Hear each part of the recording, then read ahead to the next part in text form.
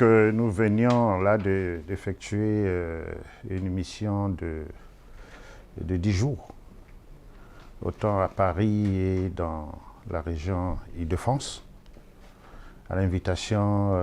d'un organisme français qui est soucieux de comprendre les mécanismes de fonctionnement et la dynamique de la société civile congolaise, qui, soit dit en passant, aujourd'hui a de quoi interpeller les autres et interpeller les autres pays, puisque la République du Congo, sous le leadership de son Excellence M. Denis Sassou Nguesso, président de la République, nous croyons fermement que c'est de sa vision, que le Congo se retrouve comme l'un des rares pays au monde à disposer d'une institution constitutionnelle dédiée aux organisations de la société civile, et ceci rentrant dans la dynamique de la promotion de la démocratie sociale et participative. Mais profitant de cette mission, nous étions déjà là où nous sommes, dans une phase qu'on peut dire d'un nouveau départ. Il y a eu un processus électoral,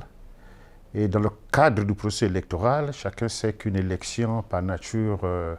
est une arène dans laquelle les antagonismes s'affrontent dans le but de se éliminer mutuellement, et tous les débats sont permis en ce moment parce que c'est un moment de concurrence, de rivalité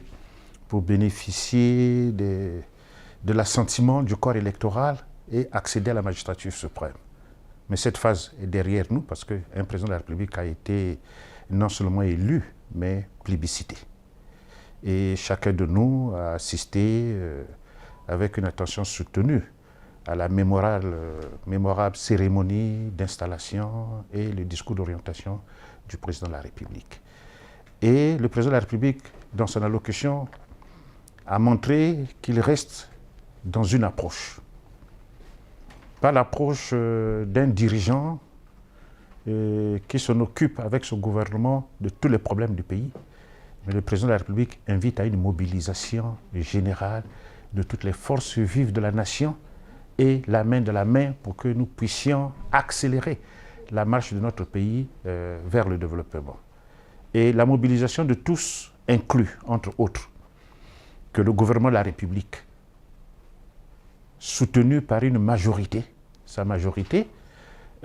s'acquitte en première ligne de la mission consistant à traduire en réalité sociale la vision, le projet de société qui devient le projet de tout le pays du président de la République. Mais les partis politiques de l'opposition ont aussi leur rôle à jouer. Le professeur Grégoire Lefoba parlerait de ceux qui sont dans le ministère de la Parole. Et leur devoir aussi est rempli de vertus, à savoir veiller attentivement à l'action du gouvernement et formuler les critiques parfois sévères. Mais ces critiques aussi permettent à ceux qui gouvernent de ne pas dormir sur leur laurier. Et c'est en ce moment que ça apporte une vertu démocratique dans le sens de la bonne marche du pays, d'éviter ce qu'on peut appeler un peu de laisser aller et garder en éveil les gouvernants. Mais de l'autre côté, on a un rôle aussi déterminant des organisations de la société civile. Il est entendu, et puis nous l'avons souvent appris, avec beaucoup plus de curiosité, mais ce sont des réalités authentiques, que seul le secteur associatif, pas la société civile en général, mais le secteur associatif en France est le premier pourvoyeur des emplois après l'État. Et ce qui fait que le secteur associatif, pour le cas d'un pays comme la République française, pèse de 4 à 5% du produit intérieur brut. Il faut multiplier cette réalité fois 5 pour retrouver la situation au niveau des États-Unis et au niveau du Canada. Donc la République du Congo, dont le président de la République exprime la forte préoccupation liée aujourd'hui à l'employabilité des jeunes, mais nous disions aujourd'hui que la société civile peut avoir un travail déterminant à faire. Et ce souci nous a beaucoup habité durant la mission que nous étions en France. Voilà pourquoi nous avons rencontré près d'une vingtaine d'organismes, y compris des diasporas, les leaders de premier plan de certaines organisations de la société civile de l'Afrique de l'Ouest, le Niger, le Burkina Faso, le Mali, la Guinée-Bissau, le Cap-Vert, le Togo, le Bénin. Et dans ce dernier pays, nous sommes invités d'ici un mois d'aller visiter la maison de la société civile de Cotonou. Et on a des très bonnes approches qui montrent qu'au travers de la société civile, on peut avoir des véritables incubations de création d'emplois. Au-delà de cela, on a un autre aspect qui est important. Vous savez que la préoccupation de son Excellence, Monsieur le Président de la République, depuis plusieurs décennies, est la lutte contre les antivaleurs. Et nous savons que le développement d'un pays n'est pas que fonction des ressources